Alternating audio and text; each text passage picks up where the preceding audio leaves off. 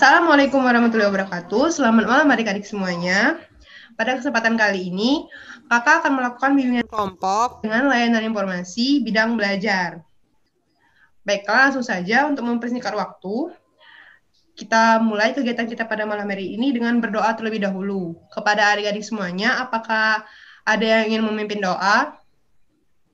Saya, Kak. Baik, kepada adik Destri, dipersilakan.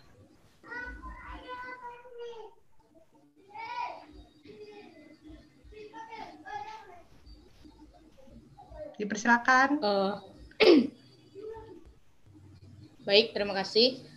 Baiklah kepada teman-teman, mari kita mulai kegiatan pada malam ini dengan membaca doa menurut kepercayaan dan juga agama masing-masing.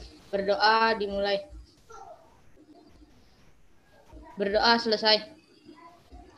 Baiklah, terima kasih kepada adik Destri yang telah memimpin doa. Kita langsung saja masuk ke kegiatan kita pada malam hari ini. Sebelumnya, perkenalkan dulu nama kakak Asri Cia, mahasiswa Universitas Sriwijaya, program studi bimbingan dan konseling. Baik, bisa dilanjut. Baiklah, perkenalannya bisa dilanjut dengan adik-adik sekalian. Dimulai dari adik Dela mungkin perkenalan. Ya, baiklah perkenalkan. Saya Dela Aljanita dari SMA Negeri 4. Bisa dilanjut lagi.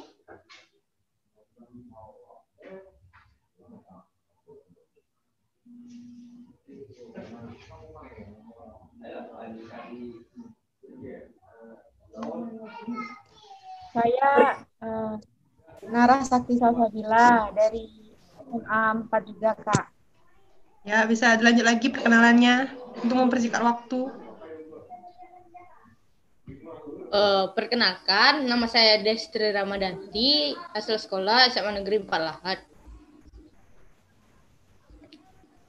Siapa lagi?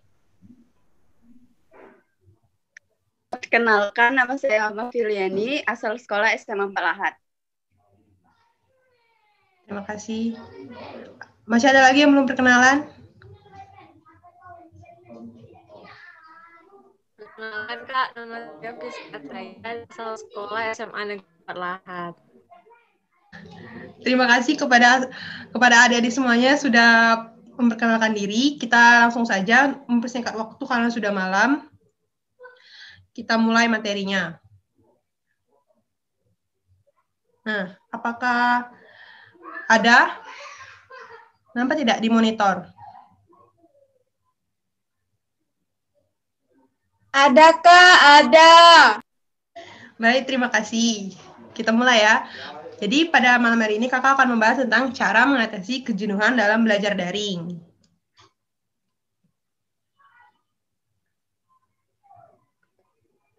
Apa itu kejenuhan belajar?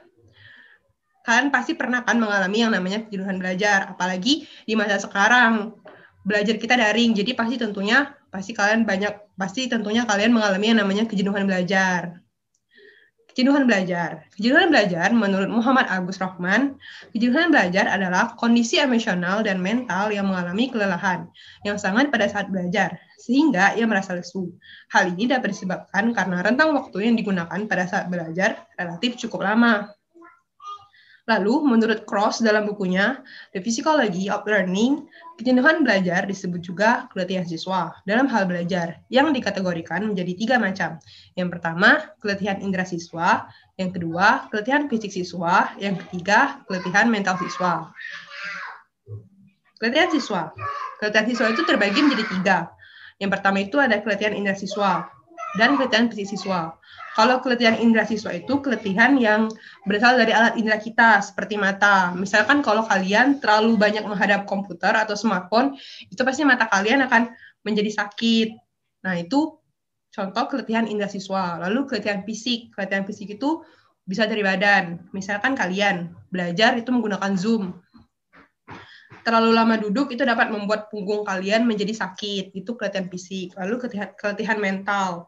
Kalau keletihan mental siswa itu berasal dari diri kalian. Misalnya itu kalian merasa bahwa diri kalian ini saya benar-benar capek, saya benar-benar lelah. Itu keletihan mental yang berasal dari dalam diri kita. Lalu ada faktor kejenuhan belajar. Faktor kejenuhan belajar itu terbagi menjadi dua. Yang pertama, internal dan eksternal. Nah, faktor internal. Faktor internal itu adalah faktor yang berasal dari dalam diri kita. Misalnya tuh, ketika kita lelah dalam bergadang, itu dapat menyebabkan kita kejenuhan belajar, lalu kelelahan jari jemari, kurang asupan makanan bergizi, serta kecemasan siswa. Nah, faktor-faktor ini dapat menyebabkan kejenuhan belajar. Lalu ada faktor eksternal. Yang pertama itu keluarga broken home. Yang kedua, kurang fasilitas dari sekolah. Yang ketiga, terkendala sinyal. Kalau misalnya keluarga broken home, itu misalnya tuh kayak orang tua kita. Misalnya tuh ada anak yang punya orang tuanya itu cerai. Jadi itu tuh bisa dapat menyebabkan kejenuhan belajar. Nah, kalau misalnya kurang fasilitas dari sekolah, itu misalnya tuh, kan kita daring kan, nah fasilitas dari sekolah itu pasti tentunya tuh kuota internet, bantuan. Nah, kalau misalnya tidak ada bantuan dari internet kan, belum tentu anak-anak di Indonesia ini punya uang untuk membeli. Nah, itu dapat mempengaruhi juga kejenuhan belajar, kurangnya fasilitas dari sekolah. Lalu terkendala sinyal, kan kalau misalnya daring, itu sinyal sangat-sangat dibutuhkan untuk belajar. Kalau misalnya sinyalnya jelek, maka dapat menyebabkan kejenuhan belajar. Lalu cara mengatasi. Nah, cara mengatasi kejenuhan belajar itu terbagi menjadi 6. Yang pertama itu ada mengatur waktu, menguasai diri, menyiapkan alat-alat, tidak banyak pikiran, menentukan target, menyediakan waktu, dan mengatur waktu. 1. Mengatur waktu sebaik mungkin. Nah, ketika kita jenuh belajar, khususnya pada pembelajaran daring, kita harus pandai dalam mengatur waktu. Nah, sebaiknya jika adik-adik sekalian ini punya tugas, itu dikerjakan secepatnya. Jangan menunggu deadline terlebih dahulu, karena itu tuh dapat merusak mood kita dan dapat menimbulkan kita menjadi malas belajar. Lalu yang kedua itu menguasai diri dan gaya belajar. Nah, gaya belajar ini harus ditentukan karena dapat menambah fokus kita dalam belajar daring. Misalnya itu adik-adik sekalian ini harus tahu terlebih dahulu gaya belajarnya itu seperti apa. Misalnya itu gaya belajar visual, audio visual. Nah, kita tuh harus tahu terlebih dahulu gaya belajar kita ini seperti apa agar kita dapat mudah dalam belajar.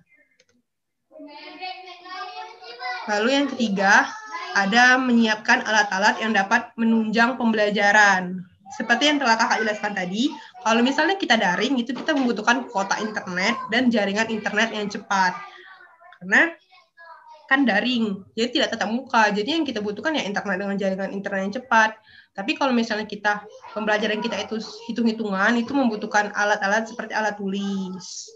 Lalu yang keempat, itu tidak perlu memikirkan sulitnya belajar sistem daring. Nah, sebaiknya untuk adik-adik sekalian, pikiran ini dibuang terlebih dahulu. Nah, pikiran negatif tentang belajar daring. Oh, belajar daring itu susah, tidak enak. Belajar daring itu lebih susah daripada belajar secara tatap muka. Nah, ini sebaiknya pikiran itu dibuang terlebih dahulu, karena dapat merusak mood kita dan dapat membuat kita semakin malas belajar. Lalu yang kelima itu ada menentukan target, pencapaian nilai akhir. Tentunya kan pasti kalian itu punya target kan. Kalau setiap satu semester itu nilai kalian itu harus bertambah.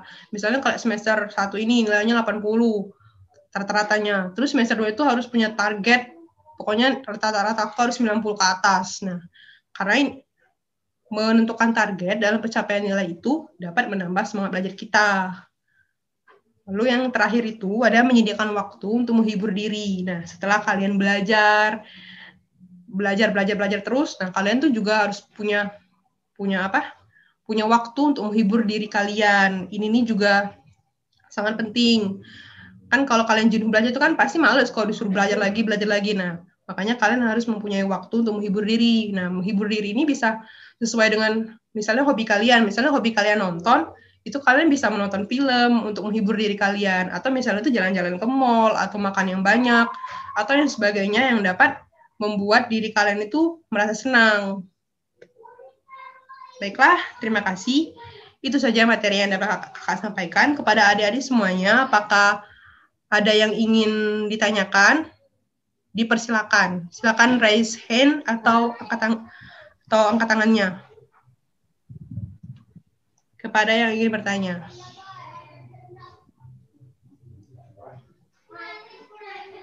Baiklah, kepada adik Dela dipersilakan ingin bertanya.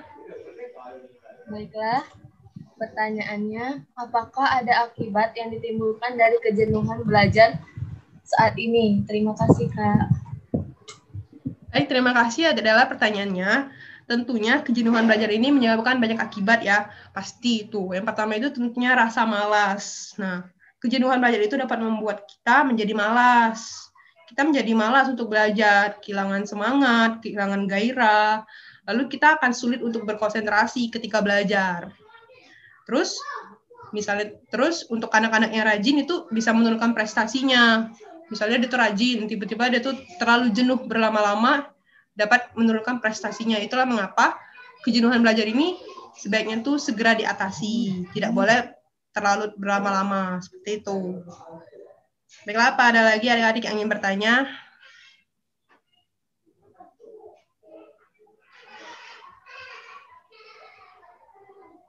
Baiklah, kalau jika tidak ada, kita cukupkan bimbingan pada malam hari ini.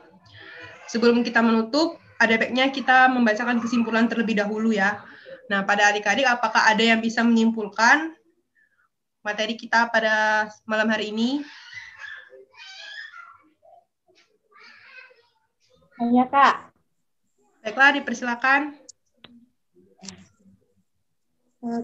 Kesimpulan dari saya, kejenuhan dalam belajar adalah rentang waktu tertentu. Yang digunakan untuk belajar, tapi tidak mendatangkan hasil yang disebabkan oleh faktor internal dan faktor eksternal. Seperti itu, Kak. Terima kasih. Baik, terima kasih. Denara sudah menyimpulkan materinya. Kita tutup saja ya, karena tidak ada. Apakah sebelumnya itu kakak yang bertanya, apakah masih ada lagi yang ingin dibahas? Ya. Baik, kalau misalnya tidak ada lagi yang ingin dibahas, kita tutup. Sebelumnya kita, kan karena tadi kita pembukaan berdoa, jadi penutup kita harus juga berdoa. Baiklah, kepada adik-adik, apakah ada yang ingin memimpin doa penutupnya?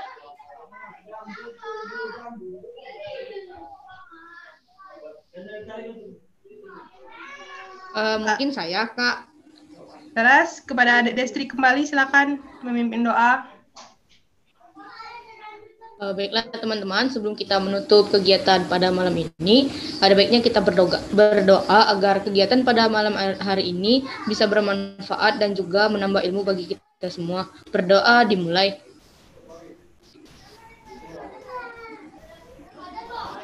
Doa selesai. Saya kembalikan kepada kakak pembimbing. Ya, terima kasih kepada Destri. Kita langsung tutup saja ya. Sebelumnya kakak yang mengucapkan terima kasih kepada adik-adik semua yang sudah bersedia mengikuti bimbingan klasikal pada malam hari ini.